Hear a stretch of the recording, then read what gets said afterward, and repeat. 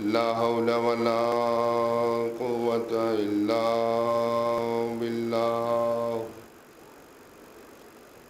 العلي العظيم. حسبنا الله ونعم الوكيل، نعم المولى ونعم النصير. أعوذ بالله من الشيطان اللعين الرجيم. بسم الله الرحمن الرحيم. الحمد لله رب العالمين والعاقبة للمتقين، والصلاة والسلام والتحية والإكرام على سيد الأنبياء والمرسلين، سيدنا ونبينا وشفيع ذنوبنا وطبيب نفوسنا، مولانا ومولى الثقلين جد الحسن والحسين، الذي سمي في السماء بأحمد وفي الأرضين بأبي القاسم المصطفى محمد. ثم الصلاة والسلام والتحية والإكرام على أهل بيته الطيبين الطاهرين المعصومين المظلومين، ولعنة الله على أعدائهم أجمعين من ليلتنا هذه إلى قيام يوم الدين. أما بعد، فقد قال الله الحكيم في القرآن الكريم، وهو أصدق القائلين وقوله الحق. بسم الله الرحمن الرحيم. إن أصحاب الكهف والرقيم كانوا من آياتنا عجبا.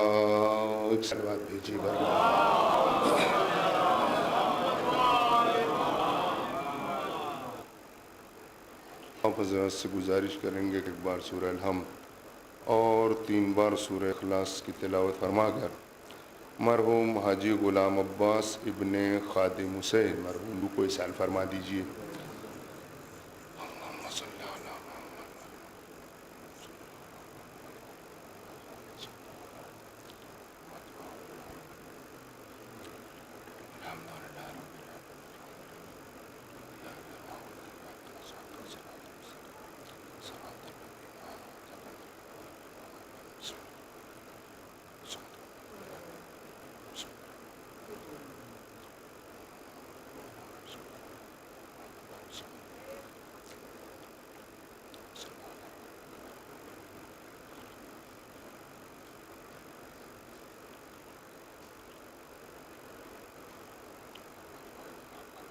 ایک اور صلوات پڑھ لیجئے بر محمد والے محمد.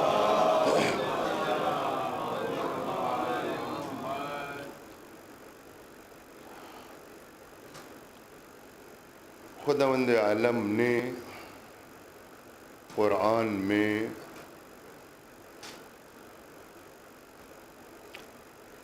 دو بستیوں کا ذکر کیا ہے، اصحاب کہف اور اصحاب رقیم.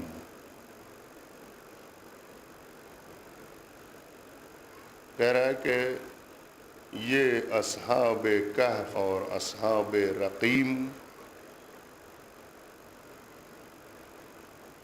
کانوا من آیاتنا عجبا، میری ان نشانیوں میں سے ہیں کہ جنہیں دیکھ کر لوگوں نے تعجب کیا. تعجب خیز نشانیوں میں سے یہ دو ہیں، یعنی ان کی زندگی کو جس نے پڑھا، جس نے سنا، اسے تعجب ہوا. اسی آیہ کریمہ کو سید الشہداء نے نیزے کے اوپر تلاوت کی اس کی، اسی آیت کو. رب اس کا سمجھنا پڑے گا. حسین نے نیزے پہ قرآن کی تلاوت کر کے صرف لوگوں کو قرآن پڑھنے کا طریقہ نہیں بتایا کہ کیسے قرآن پڑھو، بلکہ حسین نے ایسی آیتوں کا انتخاب کیا تلاوت کے لیے کہ جس سے لوگ سمجھیں کہ ہمیں قرآن سے کیا سیکھنا چاہیے۔ ورنہ اس آیت کا کیا ربط ہے کربلا سے؟ اصحاب و کہف و رقیم تھے، یہ ایک زمانے میں دو بستی کے لوگ تھے، کچھ اصحاب کہف کے نام سے جو مشہور ہیں، یہ کچھ جوان تھے جنہوں نے ظالم بادشاہ سے تنگ آ کر انہوں نے اپنا گھر بار چھوڑ دیا، پہاڑ کے اوپر جا کے انہوں نے ایک غار کے اندر زندگی بسر کی۔ بادشاہ جب وہاں پہنچا ڈھونڈتے تو دیکھا کہ یہ لوگ غار کے اندر سو رہے ہیں، غار کے دروازے پر ان کے ساتھ ایک کتا تھا۔ قرآن کہہ رہا ہے کہ یہ ان کا چھٹا تھا، قرآن کی لفظ یہی ہے، وہ بھی دروازے پہ وہ بھی سو رہا ہے۔ اب جو حالات کا جائزہ لیا گیا تو دیکھا کہ یہ لوگ ابدی نیند سو چکے ہیں، کوئی حرکت نہیں، کوئی سانس نہیں لے رہا ہے، یہ لوگ ہمیشہ کے لیے سو گئے ہیں۔ بادشاہ نے کہا کہ اب اس غار کو بند کر دو، یہی ان کی قبر ہو جائے۔ جو دروازہ تھا غار کے جانے کا راستہ تھا اس کو چنوا دیا اس نے، اور اتر آئے پہاڑ سے نیچے کہ یہ لوگ بہرحال جو ہمارے مخالف تھے اب وہ زندہ ہی نہیں، تو بات ہی ختم ہو گئی۔ 300 سال کے بعد، 300 سال کے بعد یہ لوگ اٹھے، نیند سے بیدار ہوئے اور اس راستے کو ہٹایا، دیوار کو، نیچے اترے، شہر میں آئے۔ جیب میں جو پیسہ تھا پرانا 3 سال پہلے کا، وہ بادشاہ بھی مر گیا، اس کا بیٹا بھی مر گیا، اس کا پوتا اس وقت بادشاہ تھا۔ دادا کے زمانے میں گئے تھے، پوتا اس وقت حاکم اور بادشاہ تھا۔ وہ پیسہ جو اس زمانے میں ان کے جیب میں پڑا تھا 300 سال پہلے، وہ ختم ہو چکا اس کا، اور زمانے میں پیسہ بدلتا رہتا ہے۔ اب یہ لوگ بھوک کے مارے کہ کیا کیا جائے، کہا جیب میں پیسہ ہے، ہاں کچھ تھا، نکالا گیا، کہا جاؤ، ایک آدمی چپکے سے۔ یہ لوگ یہ سوچ رہے ہیں اصحاب کہف کہ ہم لوگ تھوڑی دیر سوئے ہیں، ایک آدھ دن لگتا ہے سو گئے، 300 سال سو کے اٹھ رہے ہیں، لگ رہا ہے کہ ایک آدھ گھنٹہ سوئے ہیں یہ لوگ۔ تعجب ہے نا، اسی لیے قرآن کہہ رہا ہے اس میں تعجب کر رہے ہیں لوگ۔ اٹھے یہ لوگ کھانے کے لیے، کہا جاؤ، ایک آدمی چپکے سے، کہیں ایسا نہ ہو بادشاہ کے آدمی کوئی دیکھ لیں اور بغل میں آ جائے ہم لوگ کہ کہاں ہیں، جاؤ چپکے سے اور روٹی لے کے آؤ۔ آیا شہر میں، آیا روٹی کی دکان پہنچا، اس نے کہا کہ روٹی دے دیجئے ہم کو، 5 لوگ تھے، بڑی روٹیاں۔ اس نے روٹی دی، کتنا ہوا، انہوں نے کہا اتنا، نکالا جیب سے پیسہ، اس کو دیا۔ تو اس نے اب جو پرانا دیکھا 300 سال پرانا پیسہ، تو اس نے کہا کہ یہ کیا دے رہے ہو؟ کہا پیسہ روٹی کا تمہارے۔ کہا یہ کب کا پیسہ ہے؟ کہا کیوں؟ کہا اس پیسے کو تو ہمارے باپ نے بھی نہیں دیکھا ہوگا، اتنا پرانا ہے۔ اب ان کے تعجب ہو گئی، لگتا ہے بہت زمانوں میں نہ گزر گیا کیا، بدل گیا کیا؟ کہا یہ پیسہ دکھایا اس نے، یہ پیسہ چلتا ہے، یہ پیسہ چلتا ہے، وہ نہیں چلتا۔ اس نے کہا میرے پاس تو یہی ہے، جو بھی پیسہ ہے وہی سال کا ہے۔ اس نے کہا کہ یہ بتاؤ تم ہو کون، کہاں سے آئے ہو؟ کہا یہیں کے رہنے والے ہیں۔ کہاں سے آئے ہو؟ کیوں روٹی لینے آئے ہیں, روٹی تو اس سے کیا مطلب؟ کہنا اس نے بتایا بادشاہ کے مخبر کو. داستان سن رکھی تھی کہ کچھ لوگ بادشاہ کے ظلم سے تنگ آ کے اس کی مخالفت کی اور پھر یہ لوگ پہاڑیوں پر بھاگ گئے تھے. اب اس نے خبر کی تو سپاہی آئے, اس کو پکڑا. ایسا کون ہو تم لوگ؟ کہا نام یہ. کہاں کے رہنے والے؟ اس بستی کے. پیسہ کہاں سے اس وقت کا؟ اتنا پرانا پیسہ کہاں سے؟ کہیں چوری ووری تو نہیں تھا؟ پرانا پیسہ کہیں سے چوری واری تو نہیں کی ہے؟ خزانہ اس کو نہیں لوٹا؟ اس نے کہا نہیں, ہم لوگ ایسے آدمی نہیں ہیں. یہ ہے.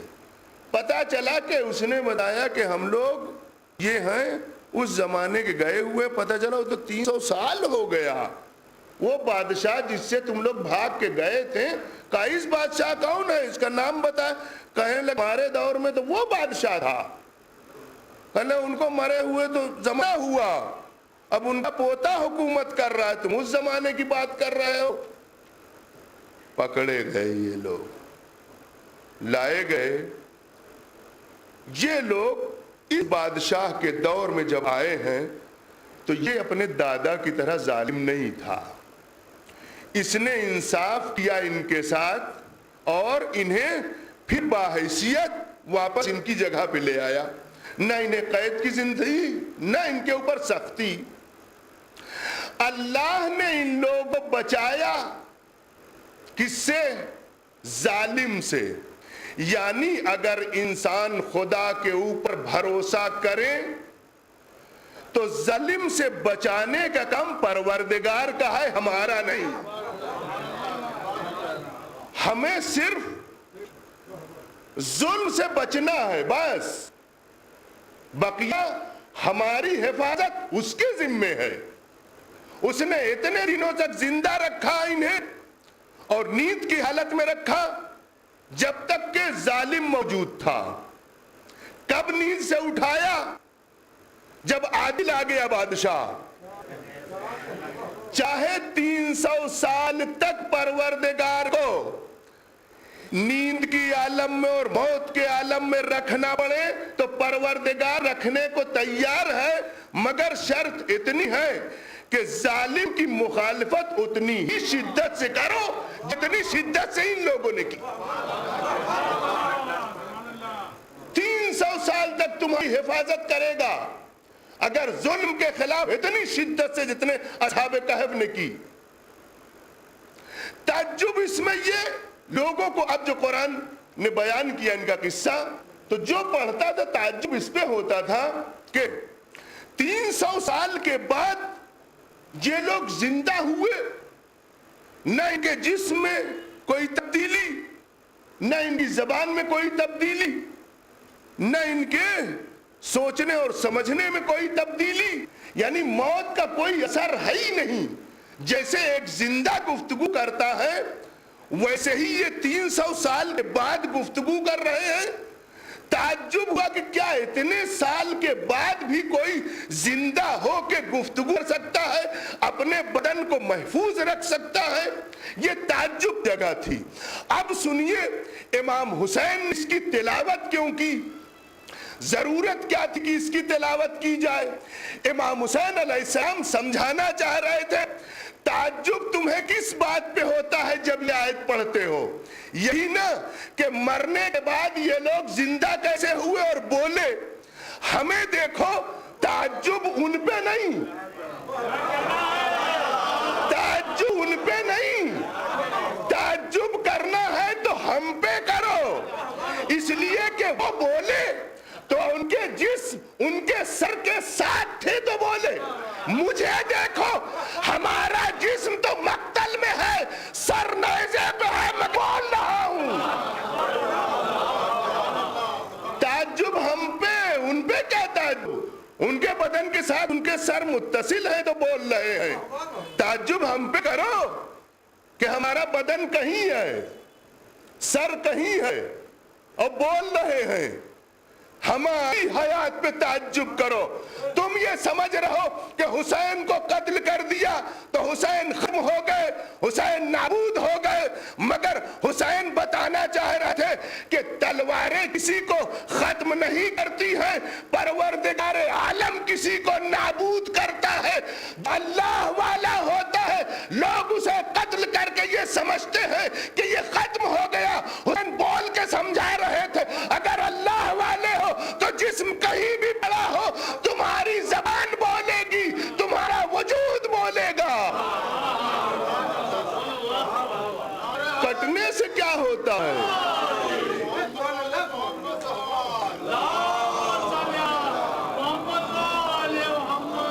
ایک اللہ والوں کو دیکھا, دوسرے اللہ والوں کو دیکھو, میں حسین بول رہا ہوں, یہ دوسرا اللہ والا ہے جسے پہچانو.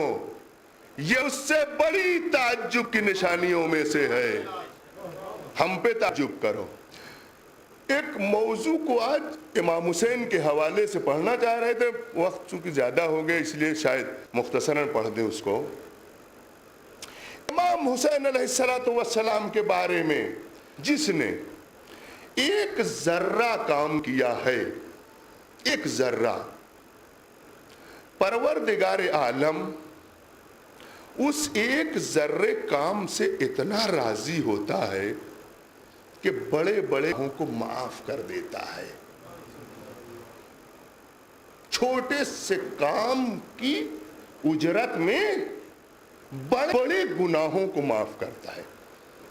کہ انسان تھک جائے تسبیح پڑھتے پڑھتے استغفار کرتے کرتے تو پروردگار عالم اسے شاید نہ معاف کرتا, مگر حسین کے لیے ذرہ محبت دکھائیے تو پروردگار عالم گناہوں کو بڑی آسانی سے معاف کر دیتا ہے.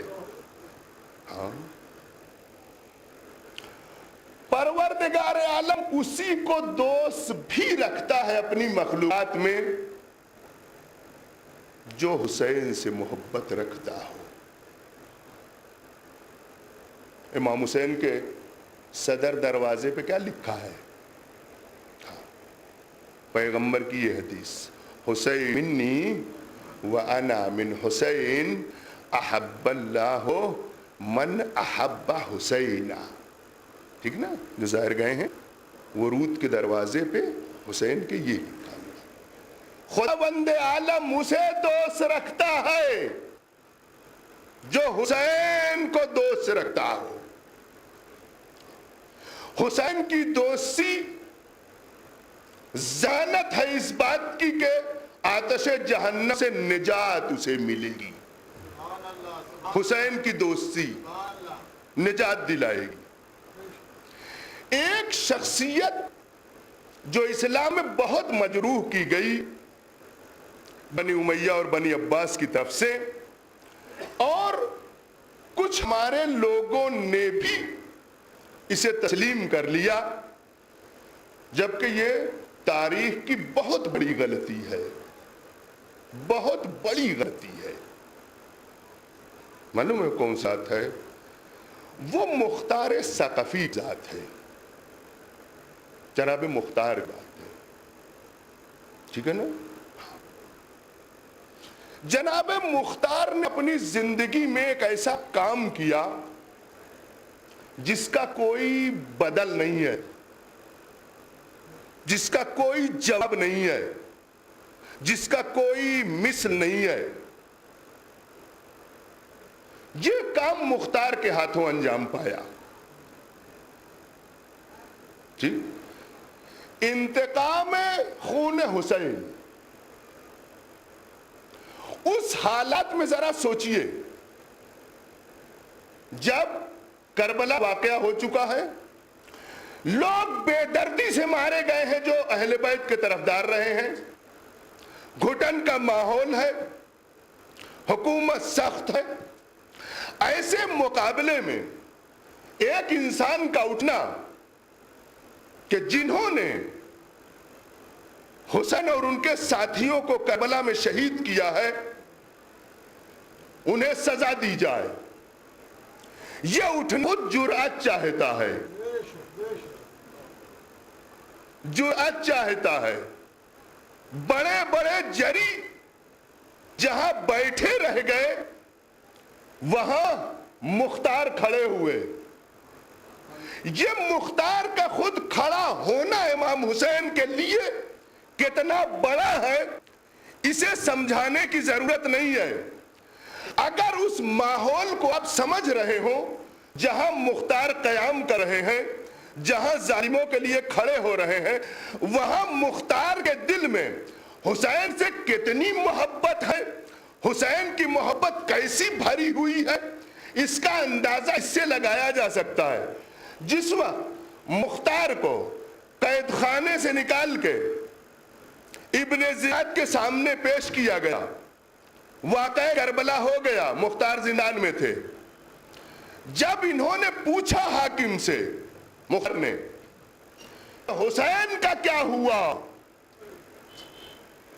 مجھے تو اس وقت قید میں ڈال دیا گیا جب میرے آقا کا نمائندہ آیا تھا کوفہ، مسلم ابن عقیل.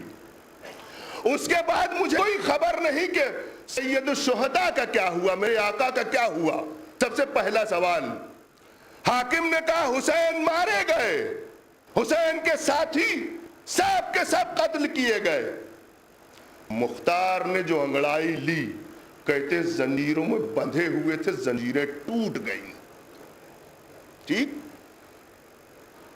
آخر واقعہ کربلا کو سن کے کہ حسین مارے گئے، مختار کے جگر میں کیسی آگ لگی کہ جس نے بیڑیوں کو، ہتکڑیوں کو توڑ دیا.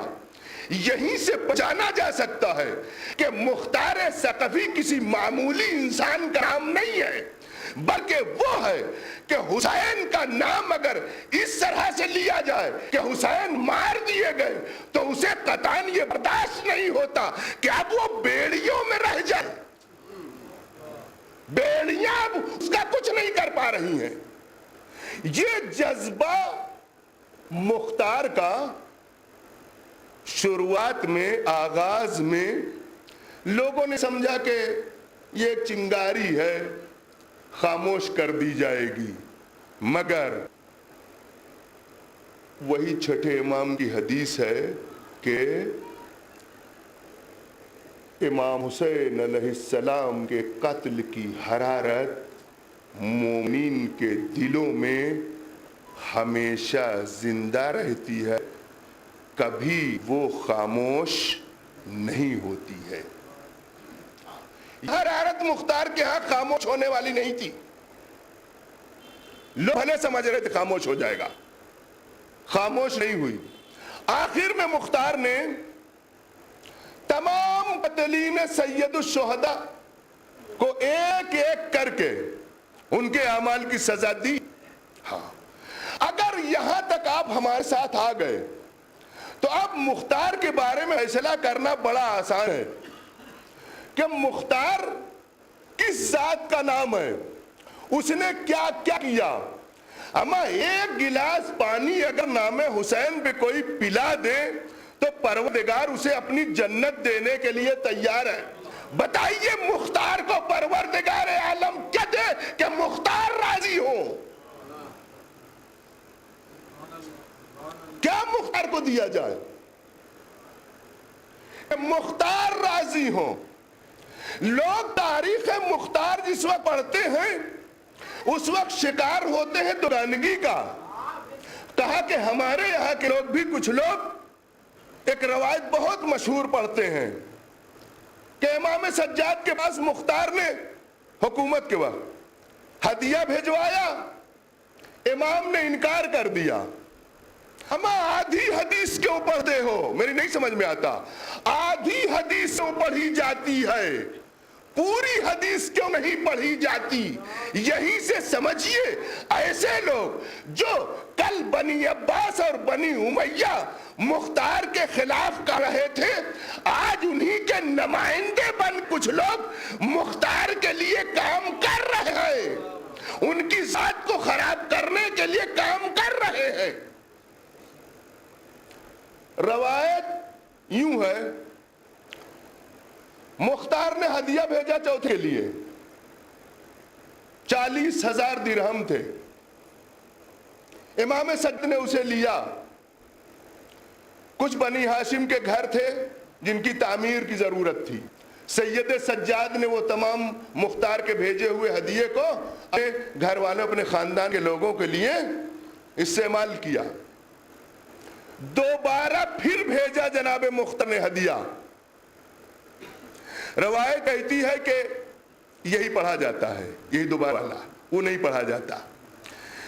روایت میں یہ ہے کہ اس وقت امام سجاد نے یہ ہدیہ واپس کر دیا, ساتھ میں یہ کہا کہ میں جھوٹوں کا دیا ہوا ہدیہ نہیں لیتا. یعنی مختار کو چوتھے امام نے یہ کہا کہ یہ آدمی صحیح نہیں ہے, جھوٹا ہے, اس لیے اس کا ہدیہ نہیں لیں گے. یہ کہا جاتا ہے کہ مختار کا ہدیہ اگر امام نے واپس کر دیا, اس کا مطلب یہ ہے کہ امام مختار سے راضی نہیں تھے. خوب نتیجہ نکالتے ہو, مگر آدھی روایت پڑھتے ہو تو آدھا نتیجہ بھی نکلے گا, پورا نہیں نکلے گا. جب پوری روایت پڑھو گے تب پورا نتیجہ نکلے گا. ہمیں یہ بتائیں یہ کہنے والے کہ جنہوں نے یہ کہا کہ امام نے واپس کر دیا ہدیہ, یہ کہتے ہوئے کہ ہم جھوٹوں کا ہدیہ قبول نہیں کرتے, ذرا اسی روایت کے اس پہلے فقرے کو پڑھیں. جب چوتھے امام کے پاس پہلی دفعہ بھیجا تھا, اس کس نے بھیجا تھا؟ اگر تب تک مختار سچے تھے تو آج کہاں سے جھوٹے ہو گئے؟ ہمارے امام نے جب لیا اس کا ذکر کیا کہتا ہے؟ یہی تو ہے. اگر امام نے لیا اس کا مطلب مختار صحیح تھے. ہمارے ایک نہ لے کے امام کہہ رہا مختار صحیح, دوسری دفعہ تم کہہ رہے ہو امام نے واپس کر کے کہا مختار غلط. میں کہتا ہوں وہ روایت ہی غلط ہے کہ جس میں دو گانی کی باتیں کی گئی ہو. ایک ہی روایت میں تم سید سجاد کا ایک کردار یہ پڑھ رہے ہو, دوسرا یہ بتا رہے ہو. اس کا مطلب یہ ہے کہ روایت ہی گڑھی گئی ہے. اس لیے کہتے ہیں روایت پڑھنا کافی نہیں ہے. روایت پڑھنا کا مل جائے گا, نیٹ پہ مل جائے گا, کتاب میں مل جائے گا. درایت ضروری ہے. آپ سمجھیے یہ روایت امام کا کلام ہو بھی سکتا ہے یا نہیں. اگر یہ صلاحیت نہیں ہے تو روایت, اگر اللہ کا کلام پڑھتے ہو, اگر اس کا مفہوم نہیں سمجھتے ہو تو آیت قرآنیہ مت دیے. لوگوں تک اگر پیغام دیتے ہو تو اس کی صلاحیت رکھو کہ یہ پیغام پہنچا سکتے ہو کہ نہیں. منبر اس لیے نہیں بنایا گیا ہے کہ آ کے آپ حدیثیں پڑھیے چاہے اس کا مفہوم سمجھتے ہو یا نہ سمجھتے ہو. اما دوسروں کو سمجھانے کے لیے اگر آئے ہو تو ضروری ہے کہ پہلے خود سمجھو تب دوسروں کو سمجھاؤ. مگر بیماری یہ بڑھی ہوئی ہے کہ دوسروں سمجھانا تو چاہتے ہیں, خود کچھ نہیں سمجھتے. ٹھیک, لہذا اس حدیث کو بیس بنایا کہ امام نے ہدیہ واپس کر دیا, امام راضی نہیں تھے. امام کی رضایت کا فارمولہ سمجھتے ہیں. اگر سمجھنا ہو کسی کو کہ ایک امام معصوم کسی سے راضی کیسے ہوتا ہے, کیسے سمجھا جائے گا کہ امام راضی ہے کہ نہیں راضی ہے؟ دو سے زیادہ راستہ نہیں ہے. دو راستے ہیں جن سے سمجھا جا سکتا ہے کہ امام راضی ہے کہ راضی نہیں ہے. ایک راستہ, امام اس کے بارے میں ایسا جملہ کہے سے اس کی مدح یا تعریف ہو. اگر امام نے کسی کے بارے میں کوئی جملہ ایسا استعمال کیا جس سے اس کی مدح یا تعریف ہو رہی ہو, یہ اس بات کی دلیل امام اگر راضی نہیں ہے تو اس کے لیے ایسے لفظ کیوں استعمال کر رہا ہے. یہ رضایت کی پہلی دلیل ہے. دوسرا راستہ یہ ہے کہ اگر یہ سمجھنا ہے کہ راضی ہے کہ نہیں ہے, اس کے عمل کو دیکھتے ہوئے امام خاموش رہے اور کچھ نہ بولے. امام کی خاموشی اس بات کی دلیل بنتی ہے کہ امام راضی ہے. اسی لیے اگر امام کسی کام کو دیکھے اور نہ بولے, اس کا مطلب یہ ہے کہ وہ شریعت کا قانون ہے, وہ ہم شرعی ہے. اس میں کوئی شک نہیں ہے، یعنی امام اس سے راضی بھی ہے۔ آئیے مختار کے بارے میں لوگ کہتے ہیں امام راضی تھے کہ نہیں راضی تھے، روایت پڑھ دیا۔ اب آئیے اس فارمولے کو بھی ذرا سمجھ لیا جائے کہ اس کے تحت مختار سے سید سجاد راضی تھے کہ نہیں تھے۔ دو راستہ بتایا ہم، ایک قول کا راستہ، ایک سکوت کا راستہ۔ قول کے راستے میں پڑھیے، یہ روایت تم پڑھنا جانتے ہو کہ امام نے حیا واپس کر دیا، یہ روایت کیوں پڑھنا بھول جاتے ہو کہ جس وقت چوتھے امام کے سامنے عبید اللہ ابن زیاد کا سر کاٹ کے مختار نے بھیجا، جس وقت امیہ سعد کے سر کو کاٹ کے امام کے سامنے پیش کیا مختار نے، اس وقت امام نے اپنے دونوں ہاتھوں کو اٹھایا، اٹھانے کے بعد رحمت کی دعا کرتے ہیں مختار کے لیے، پروردگارا مختار پہ رحمت نازل کر کہ اس نے ہم اہل بیت کو خوشی میسر کی۔ ارے کربلا کے بعد کسی نے سید سجاد کو مسکراتے نہیں دیکھا تھا، مگر اس دن جس دن مختار نے یہ دو سر امام کے پاس بھیجے، یہ کہتے ہوئے مولا انہی لوگوں نے کربلا کو ایجاد کیا، انہی لوگوں نے آپ کے اوپر ظلم کیا، انہی لوگوں نے آپ کے حق کو غصب کیا۔ امام نے جب دیکھا امام کے لبوں پہ مسکراہٹ آئی، لوگوں نے کہا چلیے خدا کا شکر ہے کہ امام ایک بار مسکرایا تو امام مختار کا عمل اتنا پسندیدہ ہے کہ ایک امام معصوم کو اگر مسکراہٹ کے عالم میں لا دیتا ہے، اس سے بڑی کامیابی کی دلیل نہیں ہو سکتی۔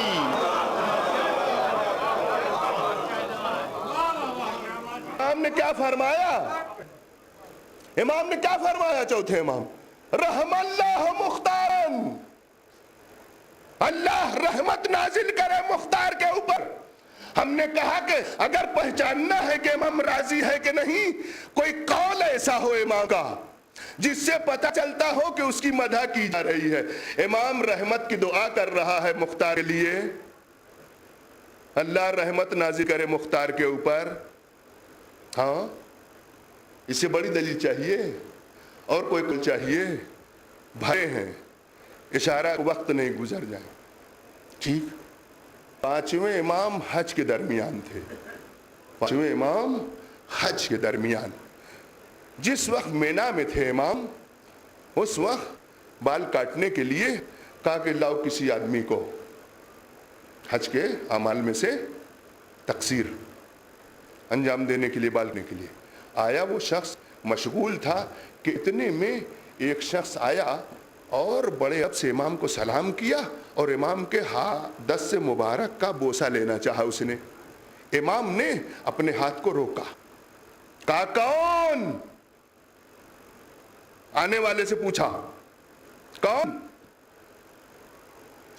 کہا آقا میں مختار ثقفی کا بیٹا ہوں۔ مختار کا نام سنا پانچویں امام نے تو آج اپنا کھینچے ہوئے تھے، اب امام نے ہاتھ بڑھا دیا، اسے اپنے گلے سے لگایا امام نے۔ کس بنا پہ؟ امام ہاتھ کھینچ رہا تھا یہ سوچ کے کہ یہ کوئی ہوتا ہے، معمولی انسان ہو سکتا ہے، دوست ہو سکتا ہے، دشمن بھی ہو سکتا ہے، نہیں معلوم کون ہے۔ لیکن جس وقت مختار کا بیٹا سنا کہ اس کا بیٹا ہے، اس وقت ہم بڑھ کے اس سے گلے سے لگتے ہیں، اپنے بغل میں بازو میں لا کے بٹھاتے ہیں، اس کے بعد مختار تعریفیں کرتے ہیں۔ یہ بتائیے اگر ایک امام معصوم مختار کا نام سننے کے بعد اس کے بیٹے کا اتنا احترام کرے، کیا یہ سمجھ میں نہیں آتا کہ اس امام کی نظر میں مختار کا کیا مقام ہے؟ ہم آج اس کے بیٹے کے لیے امام احترام کر رہا ہو مختار کی بنا پہ، مختار کی شخصیت کو سمجھا جا سکتا ہے کہ کتنا بڑا کام اس نے کیا ہے۔ اس کے بعد مختار کے بیٹے نے کہا مولا آپ تو تعریف کر رہے ہیں، بہت سے لوگ میرے بابا کو نہ جانے کیا کیا کہتے ہیں مختار کو۔ دیکھیے یہ سب چالیں بنی امیہ کی تھی، نہیں معلوم ہمارے ہاں کہاں آ گئی۔ وہی ہم نے کہا کہ کچھ لوگ اس میں آ گئے ہمارے یہاں، ورنہ ہمارے ہاں علماء کے گرو ہے پورا۔ کہ جس نے مختار کے تمام عمل کی تائید کی ہے اور تمام سندیں پیش کی ہیں، محققین ہیں جنہوں نے. بس یہ کہا مولا ایسے ایسے ہمارے بابا ہم کہہ رہے ہیں. لوگ کیا کہہ رہے ہیں؟ کہہ رہے مختار نے تو سید سجاد سے جھوٹ بولا، سید سجاد سے جھوٹ بولا، لہذا مختار جھوٹے ہیں. اللہ اکبر. امام نے کہا جن لوگوں کی زبان پر مختار کے بارے میں ایسا لفظ نکلے کہ مختار جھوٹے ہیں، یاد رکھو کبھی مختار کی ذات پہ کوئی اثر نہیں پڑے گا، بلکہ خود کہنے والا جھوٹا ہے. امام نے کیا کہا؟ مختار کو جو جھوٹا کہہ رہا ہے وہ خود جھوٹا ہو سکتا ہے، مختار کبھی ایسے نہیں ہو سکتے. اما ایک امام معصوم اگر کسی کی تائید کر رہا ہے، اس سے بڑی دلیل چاہیے کہ وہ انسانی اقدار کے اعتبار سے کتنا بلند ہے. وہ ہاں مختار نے تمام قاتلین سید الشہداء سے بدلہ لیا. اتنا بڑا کام مختار نے انجام دیا. لوگ کہتے سید سجاد کی رضایت نہیں تھی اس میں، سید سجاد راضی نہیں تھے، یا کہتے ہیں مختار نے حکومت کے لیے یہ سب کیا تھا. مختار کو لوگ نہیں سمجھتے. کتنے بڑے سیاستداں مختار اپنے دور کے ہیں. اسے امیر المومنین 13 سال کے تھے جس وقت امیر المومنین نے کہا تھا یہ بچہ بڑا ہونے کے بعد بڑا کام کرے گا. امیر المومنین نے کہا تھا 13 سال کے جب مختار تھے، اپنے باپ کے ساتھ آئے امیر المومنین. یہ پورا مختار صفی کا گھرانہ ہمیشہ اہل بیت کا چاہنے والا رہا ہے، چاہے وہ عبید اللہ رہے ہو مختار کے والد، چاہے مختار رہے ہو یا مختار کا بیٹا. یہ پورا خاندان ہمیشہ امام حسین علیہ السلام نے جس وقت مسلم ابن عقیل کو اپنا نمائندہ بنا کے بھیجا، یہ بتائیے کوفے میں اتنے چاہنے والے مولا کے تھے، بڑے بڑے لوگ تھے، ہانی عروہ جیسے لوگ تھے. حسین کے نمائندے نے پورے کوفے کس گھر کا انتخاب کیا؟ کسے گھر گئے؟ تاریخ صرف پڑھی نہیں جاتی ہے، اس پہ غور کیا جاتا ہے کہ امام کا نمائندہ اگر جا رہا ہے، کسی گھر میں ٹھہر رہا ہے، تو اسے سمجھنا پڑے گا کہ گھر اتنا معتبر ہے کہ جو حسین کا نمائندہ اسے انتخاب کر رہا ہے. پورے کوفے میں اگر کسی کے گھر کو انتخاب کیا وہ مختار ثقفی کا گھر تھا. مسلم ابن عقیل مختار ثقفی کے یہاں ٹھہرے. مختار جس وقت باخبر ہوئے کہ ایسا ایسا ہونے والا ہے، نکلے اپنے ساتھیوں کے ساتھ مشورہ کرنے کے کہ کیسے حسین کی مدد کی اور کیا کیا جا سکتا ہے. ٹھیک اس دوران ان کی گرفتاری ہوئی، ادھر مسلم شہادت ہوئی اور گرفتار ہوئے. یہ واقعہ کربلا کب ہو گئے نہیں پتہ نہیں. ٹھیک بس کربلا میں شرکت اگر مختار کی نہیں دیکھتے ہیں تو اس کا سب ہے یہ قید خانہ ابن زیاد کے قید خانے میں بند ہے، انہیں خبر ہی نہیں کہ کربلا کب ہوئی. مختار نے دیکھیے، مختار نے اپنی زندگی میں اگر کچھ نہ کیا ہو، صرف یہی ایک کام کیا ہو کہ انہوں نے قاتلین سید الشہداء سے بدلہ لیا ہو، کیا یہ چھوٹا کام ہو سکتا ہے آپ کی نظر میں؟ کوئی دوسرا یہ کام کر سکتا تھا؟ نہیں کر سکتا. امام سجاد کی تائید تھی کہ مختار یہ کام کرے؟ اگر تائید نہیں تھی تو یہ بتائیے کیا امام نے کبھی مختار کے عمل کی تقبیح بھی کی ہے؟ کبھی سید سجاد نے کوئی ایسی گفتگو کی کہ جس سے آپ کو پتا چلے کہ ہم راضی نہیں تھا؟ کہاں سے اب آپ چل گئے پتہ آپ کو معلوم ہوا کیسے کہ سید سجاد راضی نہیں تھے جناب مختار کے قیام سے؟ وہ راضی نہیں تھے بدلہ لے. ہاں کہاں سے؟ کہتے مختار اصل میں حکومت کے لیے آئے تھے، تخت پہ اس لیے بیٹھے، ورنہ انہیں حکومت جب آ گئے تھے تخت پہ تو انہیں امام سجاد کے حوالے کر دینا چاہیے تخت کو. ہاں یہی کہتے مختار کو پڑھنے کی ضرورت ہے. تاریخ کیا بتائے گی مختار کون ہے؟ تاریخ بنی امیہ کے درباروں میں لکھی جاتی ہے. لوگ تاریخ پڑھتے ہیں، پڑھنے کا طریقہ نہیں آتا. دیکھیے تاریخ لکھی جاتی ہے ایک طرح سے، پڑھی جاتی ہے دوسرے طرح سے. معلوم ہے نا کہاں لکھی گئی تاریخیں؟ بنی امیہ بنی عباس کے دربار میں لکھی گئی ہیں داہنی طرف سے. عربی اور اردو داہنی طرف سے لکھا جاتا ہے، انگلش ہے کہ وہ بائیں طرف سے شروع ہوتا ہے. یہ تاریخ لکھی گئی ہے داہنی طرف سے، مگر لوگ پڑھتے بھی ہیں اسے اسی طرف سے۔ یہ غلطی ہے۔ تاریخ جو بنی امیہ اور بنی عباس کے دربار لکھی جائے وہ لکھی جائے گی داہنی طرف سے، پڑھی جانا چاہیے بائیں طرف سے۔ نہیں جانتے ہیں تو پڑھے چلے جا رہے ہیں۔ تاریخ کون سی سند ہے؟ تاریخ کوئی سند ہے کیا؟ کہتے تاریخ میں یہ چیز مسلم ہے کہ مختار نے ایسا کیا، ہم کہتے اس تاریخ کو اٹھا کے کوڑے دان میں ڈال دو۔ جو ایسے حسین کے چاہنے والے کے اوپر الزام تراشی کرتی ہو، جو الزام لگاتی ہو مختار جیسی شخصیت اوپر کہ جو شیعہ کا پاک چہرہ ہے، اس کے اوپر اگر الزام لگاتی ہو وہ تاریخ، حدیث کے لیے یہ آیا ہے کہ اگر قرآن سے ٹکرائے نا تو اسے دیوار پہ دے مارو۔ یہ حدیث کے لیے آیا ہے، قرآن سے اگر ٹکرائے کوئی حدیث تو اسے دیوار پہ دے مارو۔ اب یہاں سے میرا جملہ سن لیجئے، اگر کوئی تاریخ کسی حدیث سے ٹکرا جائے تو اس تاریخ کو دیوار پہ نہیں، حدیث دیوار پہ ماری جاتی ہے، اسے کوڑے دان میں ڈال دیا جائے۔ تاریخ کوڑے میں پھینکی جائے گی، حدیث دیوار پہ ماری جائے گی۔ حدیث قرآن سے ٹکرائے یا تاریخ حدیث سے ٹکرائے، حدیث پڑھیے مختار کے بارے میں مدح کی جتنی روایتیں ائمہ سے نقل ہوئی ہیں، چوتھے امام سے روایتیں ہیں، پانچویں امام سے روایتیں ہیں، چھٹے امام سے روایتیں ہیں، کسی ایک امام نے مختار کی مذمت بھی کی یا نہیں کی ہے؟ اگر کسی نے زبان نہیں کھولا تو یہ بھی ایک رضایت کا طریقہ تھا کہ کسی امام نے مذمت کیوں نہیں کی؟ نازی نہیں تھے، امام سے اجازت نہیں لی تھی، حکومت چاہتے تھے۔ مختار نے معلوم ہے یہ تخت سید سجاد کے حوالے نہ کر کے کیا کیا ہے؟ نہیں پڑھتے تاریخ لوگ یا تحلیل نہیں جانتے ہیں تاریخ کی۔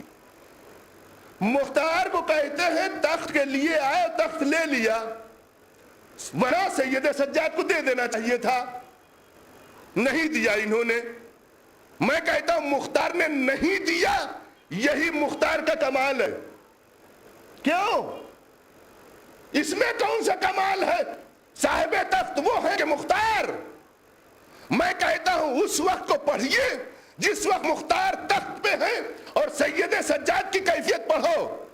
کربلا میں امام حسین شہید کیے گئے، ان کے ساتھی مارے گئے۔ اگر یہ تخت مختار سید سجاد کے حوالے کر دیتے، سید سجاد کو تخت بٹھا دیتے، تو کیا یہ وہ یزیدی جو حسین کو اسی بات پہ بار بار یہ کہہ رہے تھے کہ حسین یزید کی حکومت گرانا چاہتے ہیں، حسین تخت چاہتے ہیں، حسین تاج چاہتے ہیں، اگر مختار نے سید سجاد کو بٹھایا ہوگا تو لوگ کہتے دیکھا، ارے بیٹا تو نہیں پایا۔ اب ان کی نسل کا آ رہا ہے جو تخت لے کے یہ بتا رہا ہے کہ ہم تخت ہی چاہ رہے تھے کربلا میں۔ تو یہ سید سجاد کو تخت پہ نہ آنا یہ مختار کے عقل مند ہونے کی دلیل ہے۔ ہاں، امام کو کہیں سے انہیں ملوث نہیں ہونے دیا، مگر سب پشت پناہی سید سجاد کی تھی، سب پشت پناہی سید سجاد کی تھی۔ جس وقت کوفے کے لوگ آئے امام سجاد کے پاس، مولا کام کیا ہے مختار نے، کیا کیا جائے، ان کا ساتھ دیا جائے نہ دیا جائے؟ مذہب حنفیہ سے یہ لوگ ملے، کہنے لگے چلیے امام کے پاس۔ چوتھے امام کے پاس پہنچے، مولا اسے ہو رہا ہے کوفے میں، کیا کہ یہ لوگ شیعہ ہیں ہمارے، چاہنے والے مختار کا ساتھ دے کہ نہ دے؟ امام سجاد نے کیا فرمایا؟ امام سجاد نے یہی فرمایا، ہمارے حق کے لیے اگر ایک سیاہ فام غلام بھی کھڑا ہوتا ہے تو لوگوں کے اوپر واجب ہے کہ اس کی مدد کریں۔ ٹھیک؟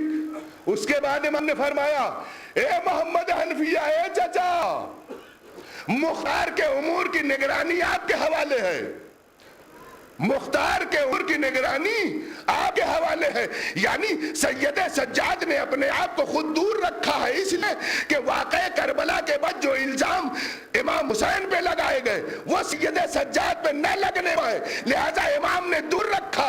مگر اپنے چچا کو آگے کر کے یہ بتایا کہ میرا چچا جو کہہ رہا ہے میں اسے یہ اجازت دے رہا ہوں کہ مختار کی ہمراہی بھی کرے، مختار کی مدد بھی کرے. اب سمجھے سید سجاد کی رضایت کہاں سے شامل ہے. اگر امام پورا مختار کی زندگی کو اپنے چچا کے حوالے کر دے کہ آپ اس پہ نظر رکھیے، اس کا مطلب یہ ہے کہ امام سجاد راضی ہیں جو مختار کر رہے ہیں اس پہ نظر ہمارا چچا رکھے اور یہ کام ہو.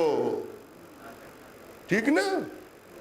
لہذا چوتھے امام کی ناراضگی کہیں نہیں ثابت ہے، ایک جگہ بھی. ہر جگہ امام کی رضایت شامل ہے. مختار نے بڑا کام کیا، خدا جزائے خیر دے مختار کو. اللہ اکبر. جس وقت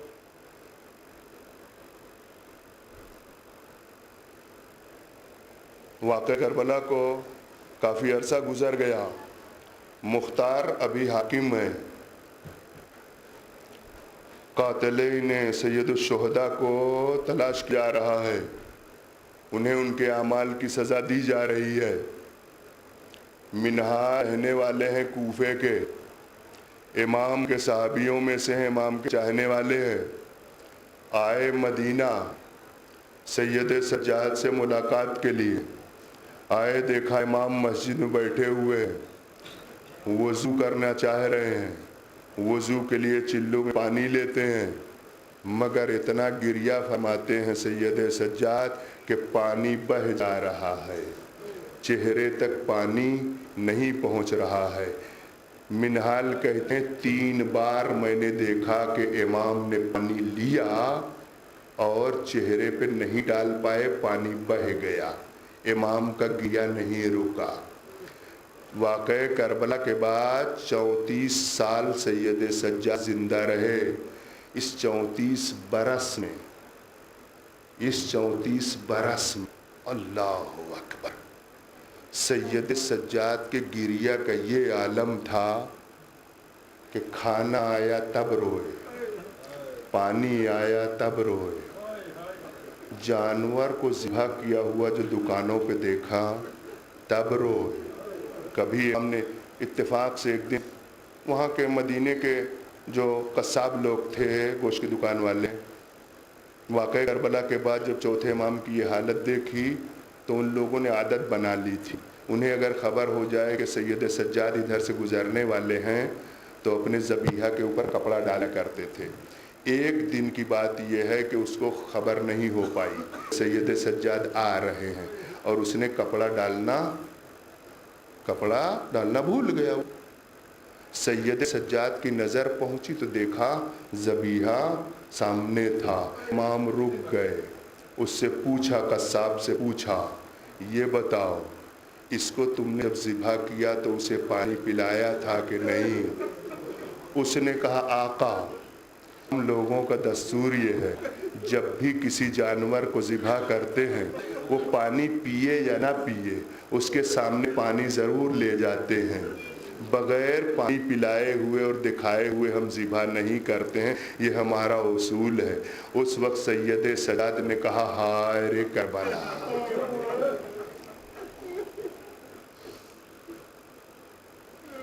اللہ اکبر. منال کہتے ہیں پانی امام نہیں ڈال پا رہے تھے، سمجھ گیا، امام کے آنسوؤں نے سمجھا دیا کہ اس امام کے ذہن میں کربلا ہے، پانی ہے، پیاسے ہیں. کہتے ہیں منال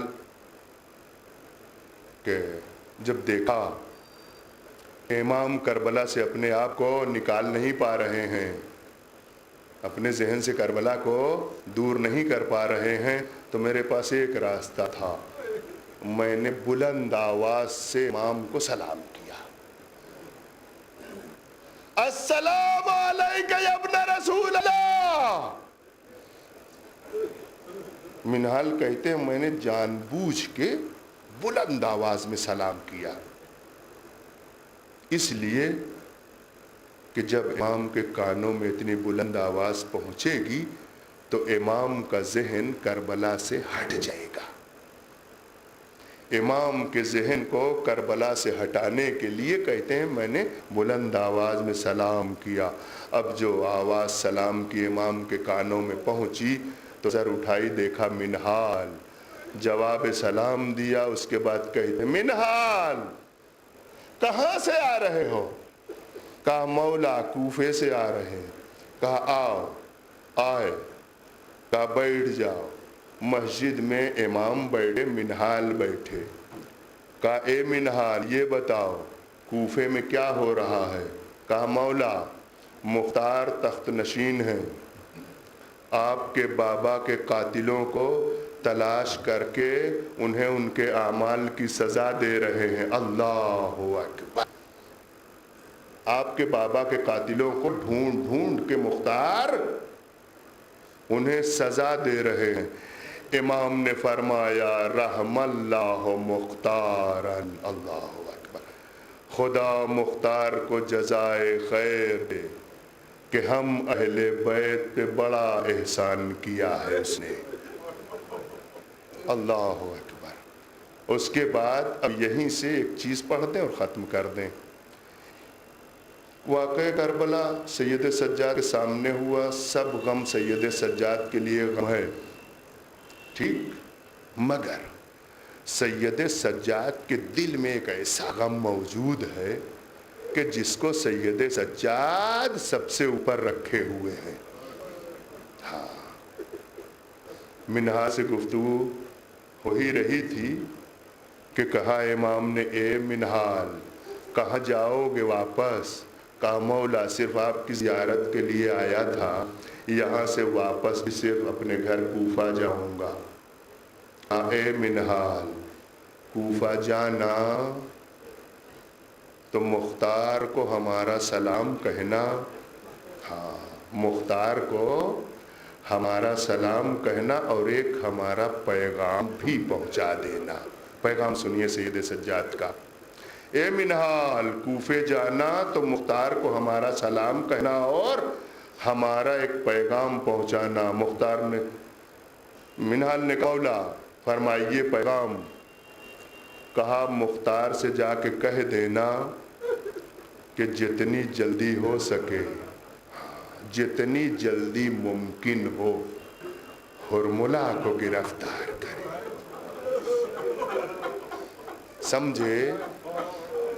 سمجھے سید سجاد کے دل میں کون سا زخم سب سے گہرا ہے؟ سید سجاد کے دل سے ہرملا کا عمل نہیں نکل پا رہا ہے۔ کیا کیا ایسا ہرملا نے؟ سید سجاد بھول نہیں پا رہے ہیں اتنا زمانہ گزرنے کے بعد۔ کہے منہال جا کے مختار سے اتنی جلدی ہو سکے ہرملا کو گرفتار کر کے اس کے عمل کی سزا دو۔ اللہ اکبر۔ منہال کہتے میں آیا کوفہ، اپنے گھر نہیں گیا، سیدھے مختار کے دربار میں آیا۔ آنے کے بعد مختار پہچانتے تھے مجھے۔ کہا منہال کہاں سے آ رہے ہو؟ کہا آ رہا ہوں مدین سے۔ کہا میرے آقا کی کیا خبر ہے؟ اللہ اکبر۔ آقا کی کیا خبر؟ منہال نے کہا آقا نے آپ کو سلام کہا ہے، سید سجاد نے آپ کو سلام کہا ہے۔ اللہ اکبر۔ جیسے ہی منہال نے کہا کہ مولا نے آپ کو سلام کہا ہے، اب مختار تخت پہ بیٹھ نہیں پائے، اترے تخت سے، میرا مولا مجھے سلام کہلوا رہا ہے۔ اللہ اکبر۔ جیسے ہی مختار تخت سے نیچے اترے، منہال کہتے مولا نے ایک پیغام بھی دیا ہے، ایک پیغام بھی دیا ہے مولا نے۔ کہا منہال پیغام کیا ہے امام کا بتاؤ؟ منہال نے کہا مولا کا پیغام یہ ہے کہ جتنی جلدی ہو سکے ہرملا کو گرفتار کر کے اسے سزا دو۔ اللہ اکبر۔ منہال کہتے ابھی یہ پیغام میں سنا رہا تھا مختار کو کہ اتنے میں دربار میں آواز بلند ہوئی، ایک شور بلند ہوا کہ ہرملا گرفتار کر کے لایا رہا دربار میں۔ اللہ اکبر، ہرملہ گرفتار کر کے لایا جا رہا ہے۔ اتنے میں دیکھا کہ ایک شخص کو رسیوں میں جکڑ کے لایا جا رہا ہے۔ منال کہتے نے کبھی دیکھا نہیں تھا ہرملہ کو کیسا ہے، پہلی دفعہ اس پہ نظر پڑی، اللہ اکبر، تو دل میں یہی سوچا کہ آخر اس نے کیا کیا ایسا کربلا کہ میرا امام بھول نہیں پا رہا ہے۔